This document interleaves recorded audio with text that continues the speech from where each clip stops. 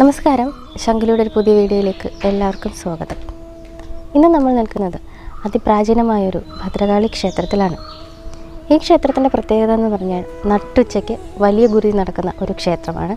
വർഷത്തിൽ ഒരിക്കൽ മാത്രമാണ് ഈ ഗുരുതി ഈ ക്ഷേത്രത്തിൽ നടക്കുന്നത്. ഇതിൻ്റെ ഏറ്റവും വലിയ പ്രത്യേകത, ഈ ഗുരുതി നടക്കുന്ന സമയത്ത് നമ്മൾ ആഗ്രഹിക്കുന്നൊരു കാര്യം മനസ്സിൽ പ്രാർത്ഥിച്ച് തൊഴുതാൽ അടുത്ത ഗുരുതിക്ക് മുമ്പായിട്ട് സാധിച്ചു കിട്ടും എന്ന് ഒരുപാട് പേരുടെ അനുഭവമുള്ള ഒരു അതിപ്രാചീനമായ ക്ഷേത്രമാണിത്. ഈ ക്ഷേത്രത്തിൻ്റെ വിശേഷങ്ങളിലേക്കാണ് ഇന്ന് നിങ്ങളെ കൂട്ടിക്കൊണ്ട് പോകുന്നത്. സ്വാഗതം.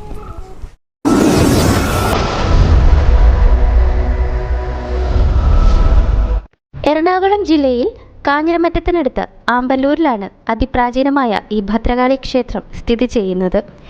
ഉപദേവതമാരില്ലാതെ വടക്കോട്ട് ദർശനമായ ഈ ഭദ്രകാളി ക്ഷേത്രത്തിൽ മേടമാസത്തിലാണ് ദൃശ്യപ്രാധാന്യമായ വലിയ ഗുരുതി നടക്കുന്നത്. ഈ വർഷത്തെ വലിയ ഗുരുതി വഴിപാട് മെയ് 5 ഞായറാഴ്ച ഉച്ചയ്ക്ക് 12 മണിക്കാണ്. ആമ്പല്ലൂർ കാവിലമ്മയുടെ പ്രതിഷ്ഠ ചാന്താട്ട് പീഠത്തിലാണ്, അതായത് ദാരുശില്പം. സാധാരണ ദിവസങ്ങളിൽ സൗമ്യഭാവത്തിലും ഗുരുതി നാളുകളിൽ അത്യുഗ്ര രൂപത്തിലുമുള്ള ഗോളകയുമാണ് ഇവിടെ ഭക്തർക്ക് ദർശിക്കാൻ കഴിയുന്നത്.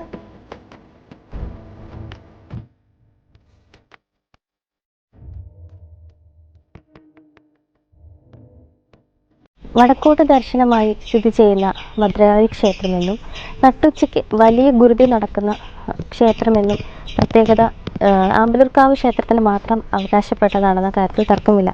കാരണം ലോകത്ത് മറ്റെവിടെയെങ്കിലും ഇങ്ങനെ വടക്കോട്ട് ദർശനമായ പ്രതിഷ്ഠയുള്ളതോ നട്ടുച്ചയ്ക്ക് വലിയ ഗുരുതി നടക്കുന്നതോ ആയ ഒരു ക്ഷേത്രം ഉണ്ടോ എന്നുള്ള കാര്യത്തിൽ സംശയം തന്നെയാണ്.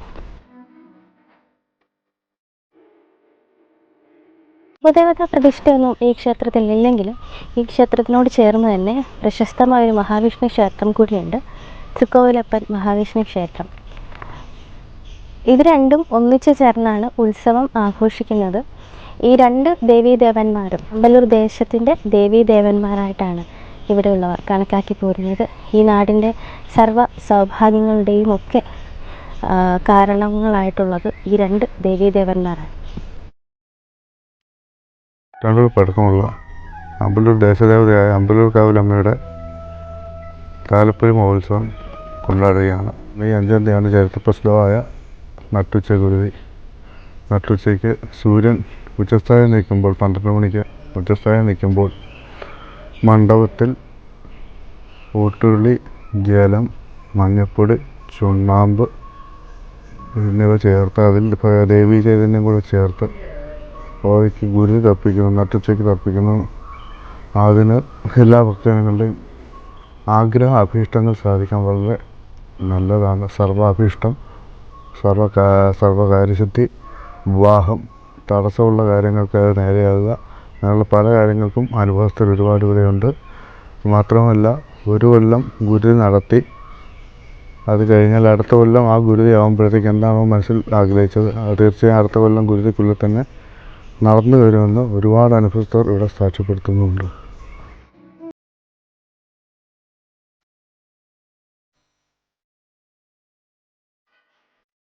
വർഷത്തിൽ ഒരിക്കലാണ് ഈ വലിയ ഗുരുതി ഇവിടെ നടക്കുന്നത്.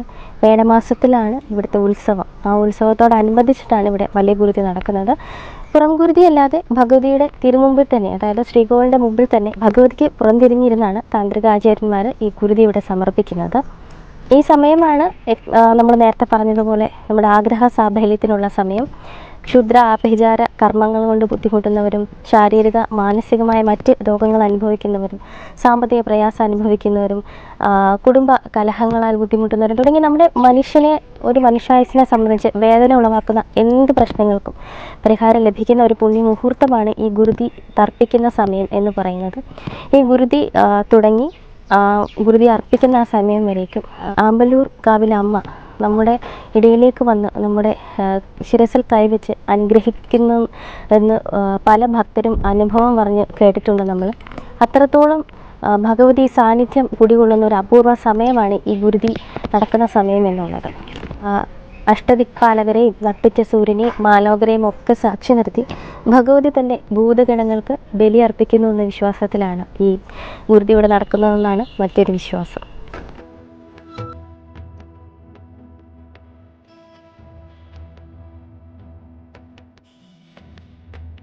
ക്ഷേത്രോത്സവങ്ങൾ സാധാരണഗതിയിൽ 3 വിധത്തിലാണ്: സ്വജാതി, അങ്കുരാതി, പടഹാതി. ആമ്പലിക്കാവിലെ ഉത്സവത്തിൻ്റെ സംവിധാനം അരി എരിച്ചിൽ ആരംഭിച്ച് പടഹാതിയായിട്ടാണ് ഇത് ആരംഭിക്കുന്നത്. മിക്കവാറും ഭദ്രകാളി ക്ഷേത്രങ്ങളിൽ വലിയ ഗുരുതി, അല്ലെങ്കിൽ ഗരുഡൻ തൂക്കം, അല്ലെങ്കിൽ തീയാട്ട്, അല്ലെങ്കിൽ മുടിയേറ്റ് ഇവയോടുകൂടിയാണ് ഉത്സവങ്ങൾ സമാപിക്കുന്നത്. ആമ്പലിക്കാവിൻ്റെ മാത്രം പ്രത്യേകത, ഒരുപക്ഷെ ലോകത്തിൽ മറ്റൊരു ഭദ്രകാളി ക്ഷേത്രത്തിലും ഈ സംവിധാനം ഉള്ളതായിട്ട് അറിവില്ല. നട്ടുച്ചയ്ക്ക് 12 മണിക്കാണ് ഇവിടുത്തെ അകത്തെ മണ്ഡപത്തിലെ വലിയ ഗുരുതി. വലിയ ഗുരുതിയുടെ 7ാമത്തെ ദിവസം 7ാം ഗുരുതിയുണ്ട്. അത് വൈകിട്ട് 7 മണിക്കാണ് പതിവ്. പണ്ട് കാരണവന്മാർ പറയാറുണ്ട്, വലിയ ഗുരുതി ഏതെങ്കിലും കാരണവശാൽ തൊഴാൻ സാധിക്കാത്തവർ 7ാം ഗുരുതിയെങ്കിലും തൊഴണമെന്ന്. ആ 7ാം ഗുരുതിക്ക് ശേഷം കാലങ്ങളായി ഇവിടെ മുടങ്ങിക്കിടന്ന ഹരിജനങ്ങൾ ആചരിച്ചിരുന്ന ദ്രാവിഡ സംസ്കാരത്തിലുള്ള കവളാചാര വിധിപ്രകാരമുള്ള പതികർമ്മം ഉണ്ട്. അത് ഈ സമീപകാലത്ത് നടന്ന അഷ്ടമംഗള പ്രശ്നത്തെ തുടർന്ന് പുനരാരംഭിക്കണമെന്ന് നിർദ്ദേശിക്കപ്പെടുകയും ഈ വർഷം മുതൽ 7ാം ഗുരുതി നാളിൽ വൈകിട്ട് 8 മണിക്ക് പുറം ഗുരുതിയും ഇവിടെയുണ്ട്.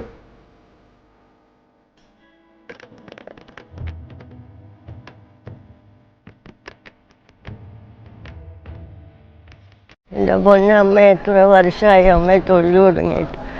എല്ലാവരും വിധി എഴുതി, ഭഗവാനും ഭഗവതിയും വിധി എഴുതിയില്ല മോനെ, ഇന്നും അമ്മയെ തൊഴുന്നു, ഇങ്ങനെ തന്നെ പ്രാണനും പോകും.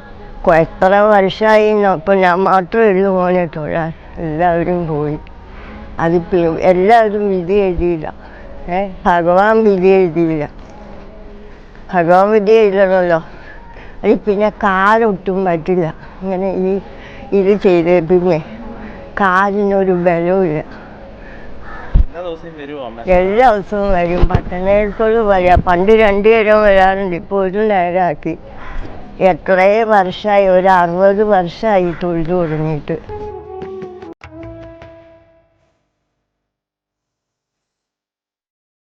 അഡ്വക്കേറ്റ് എൻ സുനിലിൻ്റെ നേതൃത്വത്തിലുള്ള 21 അംഗ ഭരണസമിതിയാണ് ഇപ്പോൾ ഇതിൻ്റെ ഭരണം നടത്തി വരുന്നത്. അതിപുരാതനമായ ഒരു മഹാവിഷ്ണു ക്ഷേത്രവും വടക്കോട്ട് തിരിഞ്ഞിരിക്കുന്ന ഭദ്രകാളി മൂർത്തിഭാവത്തിലുള്ള ഭഗവതിയുമാണ്. 2 ക്ഷേത്രങ്ങളാണ് ഈ ക്ഷേത്ര സമുച്ചയത്തിലുള്ളത്. ഇതിന് 2ൻ്റെയും ഭരണം ഒരുമിച്ച് കൊണ്ടുപോവുകയാണ്. മേടമാസത്തിൽ തിരുവോണ ദിവസം ആറാട്ട് വരുന്ന രീതിയിലാണ് തൃക്കോവിലിലെ ഉത്സവം, പടഹാതി ഉത്സവം നടന്നുകൊണ്ടിരുന്നത്. ഇപ്പോൾ അത് ഒരൊറ്റ ദിവസം മാത്രമായിട്ട് തിരുവോണ ദിവസം മഹോത്സവമായിട്ട് കൊണ്ടാടുകയാണ്. ഇവിടെ 3 ദിവസത്തെ പാട്ടാണ്, കളംപാട്ടാണ് പ്രധാനം. 3 ദിവസത്തെ ഹോരാത്രം പാട്ട്, ഉദയാസ്തമനം പാട്ട്, അവസാന ദിവസം താലപ്പൊലി. അങ്ങനെ ഞായറാഴ്ച ഗുരുതിയോടുകൂടി, അല്ലെങ്കിൽ വെള്ളി, ചൊവ്വ, ഞായർ ഈ ദിവസങ്ങളിൽ ഗുരുതി വരാൻ പാകത്തിനാണ് ഭഗവതി ക്ഷേത്രത്തിലെ ഉത്സവം, താലപ്പൊലി മഹോത്സവം തീരുന്നത്.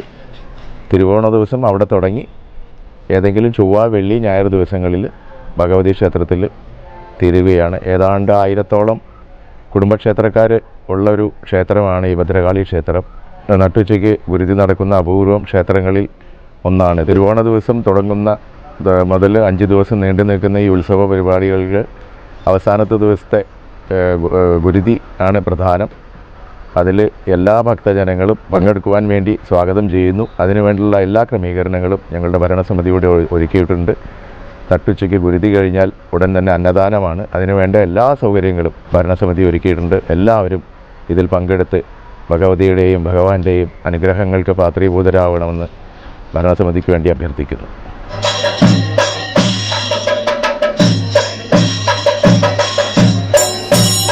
ഈ ക്ഷേത്രത്തിൻ്റെ ഏകദേശം 100 മീറ്റർ മാറി അർജുനൻ പ്രതിഷ്ഠിച്ചതെന്ന് വിശ്വസിക്കപ്പെടുന്ന ഒരു മഹാവിഷ്ണു ക്ഷേത്രം കൂടിയുണ്ട്.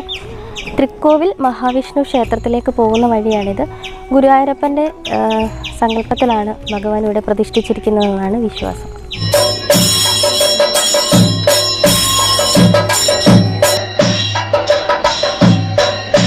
ഈ ക്ഷേത്രത്തിൽ വന്ന് തൊഴുത് പ്രാർത്ഥിച്ചാൽ നമുക്ക് കഴിയുന്ന എല്ലാവിധ ആരോഗ്യ സൗഖ്യങ്ങൾക്കും വളരെ ഫലപ്രദമാണ്. ഈ ക്ഷേത്രത്തിലെ വലിയ ഗുരുതി വളരെ പ്രധാനപ്പെട്ടതാണ്. ഈ വലിയ ഗുരുതി ദിനത്തിൽ വന്ന് തൊഴുത് നമുക്ക് മനസ്സിലുള്ള എന്തെങ്കിലും ദുഃഖങ്ങളോ ദുരിതങ്ങളോ ഒക്കെ ഉണ്ടെങ്കിൽ മാറ്റിത്തരണമെന്ന് ഭഗവതിയോട് പ്രാർത്ഥിച്ച് ഗുരുതി തൊഴുതു കഴിഞ്ഞാൽ അടുത്ത വർഷത്തെ ഗുരുതിക്ക് മുമ്പ് അത്തരത്തിലുള്ള എല്ലാ ഇതുകളും മാറി നല്ലൊരു ജീവിതം ഉണ്ടാകുമെന്നാണ് ആയിരം ആളുകളുടെ അനുഭവത്തിൽ നിന്നുള്ള സാക്ഷ്യം. അത് ഈ നാട്ടിലുള്ള എല്ലാവർക്കും വളരെ അറിയാവുന്നതാണ്. നാടിൻ്റെ നാനാഭാഗങ്ങളിൽ നിന്നും ഏതാണ്ട് എല്ലാ ജില്ലകളിൽ നിന്നും ഏതാണ്ട് 3000-ൽ-അധികം ആളുകൾ എല്ലാ വർഷവും ഗുരുതിക്ക് എത്തിച്ചേരാറുണ്ട്. ഏതാണ്ട് 1500-ലധികം മൂലകുടുംബ അംഗങ്ങളുള്ള ഒരു ക്ഷേത്രമാണ്. ഈ മൂലകുടുംബത്തിലെ അംഗങ്ങളെല്ലാവരും തന്നെ ഈ ഗുരുതിയിലും അതുപോലെ മറ്റുള്ള എല്ലാ പരിപാടികളിലും പങ്കെടുക്കാറുണ്ട്. നമ്മുടെ നാടിനും നാട്ടുകാർക്കും എല്ലാം വളരെ ഐശ്വര്യപ്രദമായിട്ട് ഉള്ളൊരു ദേവിയാണ് അമ്പലക്കാവിലമ്മ. ഏതൊരു ഭക്തനും ഉള്ളൊരുക്കി പ്രാർത്ഥിച്ചാൽ അവർക്ക് അപ്പം തന്നെ അതിൻ്റെ ഫലം ലഭിക്കുന്നതാണ്. അങ്ങനെയാണ് ധാരാളം ആളുകൾക്ക് അനുഭവമുള്ളതാണ്, ഞങ്ങൾക്കും അനുഭവമുള്ളതാണ്.